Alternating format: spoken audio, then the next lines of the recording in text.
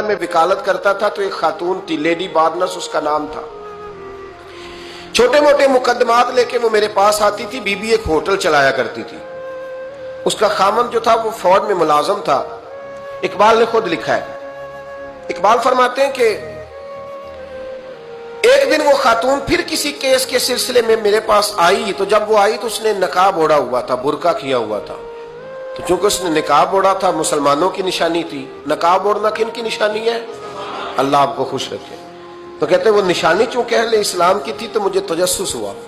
میں نے کہا لیڈی خیریت ہے؟ میم صاحبہ یہ برقع پہنا ہوا ہے. تو کہتے نہیں، ہنس کے اقبال مجھے پکا یقین تھا کہ آپ ضرور پوچھیں گے. تو میں نے کہا اچھا تو یہ برقع؟ تو کہنے لگی الحمدللہ میں مسلمان ہو گئی. تو میں نے فوراً کہا کہ آپ کا شوہر تو فوج میں ملازم ہے، فوجی کے لیے بدلنا اور پھر ملکی قانون اور یہ چیزیں. تو کہنے لگی اس نے مجھے کیا کہنا تھا، وہ خود کلمہ پڑھ گئے. تو کہتے ہیں میں اور متجسس ہوا. وہ کیس کی بات کرتی تو میرا تجسس بڑھ گیا. میں نے کہا تو کیس چھوڑ کے بتا کلمہ کیسے پڑھا. تو کہنے لگی اقبال اصل بات یہ ہے کہ میں نا بے اولاد تھی، خامد بھی بڑے اچھے پیسے کماتا، میں خود بھی ہوٹل چلاتی، پر ڈپریشن اور ٹینشن اور بلا وجہ کی پریشانیاں جان نہیں چھوڑ. یہ ٹینشن اور ڈپریشن کا نا مجھے عربی ترجمہ کوئی نہیں ملا. یہ ڈپریشن اور ٹینشن کا نا میں نے تلاش کیا ہے، لیکن مجھے عربی لغت کے اندر ان کے معنی مجھے لگتا ہے کہ اس زمانے میں یہ چیزیں تھی ہی نہیں. ہوتی تو ان کا کوئی نام بھی، یہ آج ہے نا تو اس لیے آج کے زمانے میں ہی نام ہے مفت کا، مفت کی پریشانی. تو کہتی ہے مجھے ٹینشن اور ڈپریشن رہتی تھی ہر وقت، بڑی میں پریشان رہتی تھی. میرے ساتھ ایک عجیب واقعہ ہوا کہ میرے ہوٹل میں نا ایک بابا جی برتن مانجتے تھے. بوڑھے آدمی تھے، 70 سال کے قریب عمر تھی. ان کا ایک بیٹا تھا، ایک بہو تھی، ایک پوتا تھا، لیکن وہ بیچارے بیٹا بیمار رہتا تھا تو لہذا وہ خود مزدوری کرتے.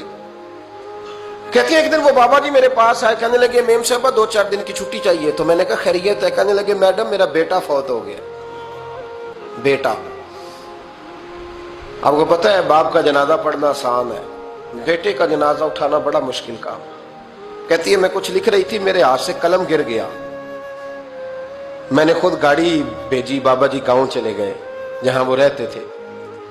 کہتی 2-3 دن کے بعد میں اور میرا شوہر گئے تو رستے میں ہم باتیں کر رہے تھے کہ کیا تعزیت کریں گے. ایک ہی بیٹا تھا، کوئی رشتہ دار بھی نہیں، تو اس کی تو کائنات اجڑ گئی، کن لفظوں سے اسے تعزیت کیا کہیں گے. کہتے جب ہم گئے تو وہ ٹوٹی ہوئی چٹائی پہ بیٹھا تھا، کچھ لوگ قریب تھے. ہم نے جا کے کہا بابا آپ مسلمان ہیں، ہم آپ کو کیا نصیحت کریں، ایک ہی بیٹا تھا، کہ کس طرح کر کے ہم آپ کو تسلی دیں. تو کہتے اس نے آنکھیں کھولی، بوڑھی آنکھوں میں ایمان کی روشنی. کہنے لگا بی بی کیا تعزیت کی بات کرتی ہو، میں نے کوئی پیسے جمع کرا کے بیٹا لیا تھا، خدا نے فضل سے دیا تھا، عدل سے لے گیا ہے. میں اپنے رب کے فیصلے میں بڑا راضی ہوں، اللہ بڑا کریم ہے، وہ لے گیا، اس کا مال تھا. آپ یقین کریں ہمارے دیہاتی لوگ یہ کہا کرتے تھے، میں نے کانوں سے سنا ہے. ایک بوڑھے آدمی کا ایک دفعہ بیٹا فوت ہو گیا تو کسی نے اس سے کہا بابا چھوٹی عمر میں بچہ چلا گیا. تو مجھے لفظ نہیں بھولتے، کہنے لگے پتر اللہ دی فصل ہے، کچی وڈے تاوی ہو دی ہے. سنے آپ نے بھی کبھی یہ فکرہ، کچی وڈے تے پکی لے گئے تے تاوی ہے جو ہو دی. تو جب اس کا جی چاہا وہ لے گیا. اللہ اکبر. وہ خاتون کہتی ہے کہ وہ بابا جی سے میں نے کہا کہ چلو آپ 1 مہینے کی چھٹی کر لے. تو کہنے لگا نہیں میڈم میں مسلمان ہوں، مفت کی روٹی نہیں کھاتا، مزدوری کر کے کھاتا ہوں، میں انشاءاللہ 2-3 دن کے بعد کام پہ آ جاؤں گا. کہتے ہیں وہ چند دنوں کے بعد آ گیا. اللہ کی قدرت کے ابھی 2-3 ماہ گزرے تھے پھر آیا. میڈم چھٹی چاہیے کچھ دنوں کی. میں نے کہا خیریت ہے؟ کہنے لگے وہ میری بہو بھی ہارٹ اٹیک سے فوت ہو گئی. کہتے اب میں بھی تڑپ گئی اور عیسائی ہو کہ میری آنکھوں میں آنسو آ گئے.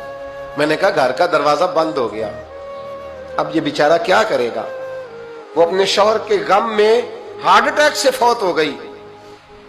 کہتے ہم پھر 2-3 دن کے بعد تعزیت کے لیے گئے. پھر ٹوٹی ہوئی چٹائی، بوڑھا نہ اپنی انگلیوں سے زمین پر کچھ بنا رہا. کہتی قریب گئی اور میں نے جا کے کہا بابا اب تو تسلی آپ نے خود ہی کرنی ہے، جو نظام تھا وہ تو ہو گیا. تو کہتے ہیں پھر اس نے آنکھیں کھولی، آسمان کی طرف دیکھا تو کہنے لگا بیٹی کوئی پریشانی نہیں، मेरा बेटा बगैर शादी के भी तो फौत हो ही सकता था ना। बस मेरे मालिक ने जब चाहा जैसे चाह हुआ। मैं इंशाल्लाह 2-4 दिन के बाद काम पे आऊंगा। ये मेरा 3-4-5 साल का पोता है, अभी स्कूल दाखिल हुआ है, मैं साथ ले आऊंगा, वहां मेरे साथ ऊपर क्वार्टर में जहां मैं रहता हूं ये भी रहेगा। कहती है मैं सख्ते में आ गई उसकी कैफियत देख के। वो पोते को साथ ले आया। कभी कभी मैं देखती छत पे खड़े होके कि दादा घोड़ा बना हुआ है और पोता सवारी कर रहा है। वो सवेरे उठता, उसको स्कूल छोड़ के आता, शाम को लेके आता, प्यार करता, मोहब्बत करता।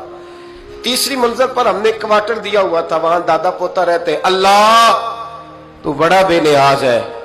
कहती है इकबाल, एक दिन ना पोता ऊपर वाली मंजिल पे खेल रहा था, उसका पैर फिसला, वो गर्दन के बल जमीन पे गिरा। मुझे खबर हुई तो मैं दौड़ी, एम्बुलेंस मंगाई।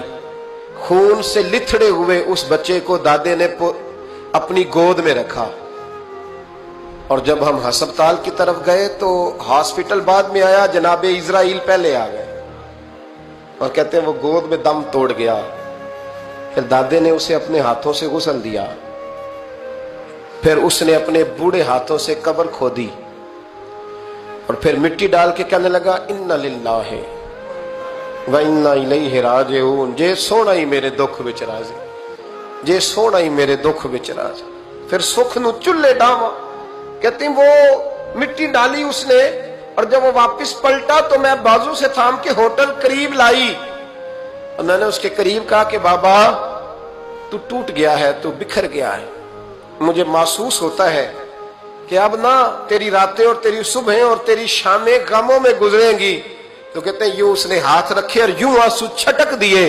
कहने लगा मैडम क्यों क्यों, मेरे अंदर कोई अकीदा नहीं, मैं कोई लवारस हूं, मेरा कोई रब नहीं, मैं क्यों परेशान रहूंगा, मैं तो पका हुआ फाल हूं।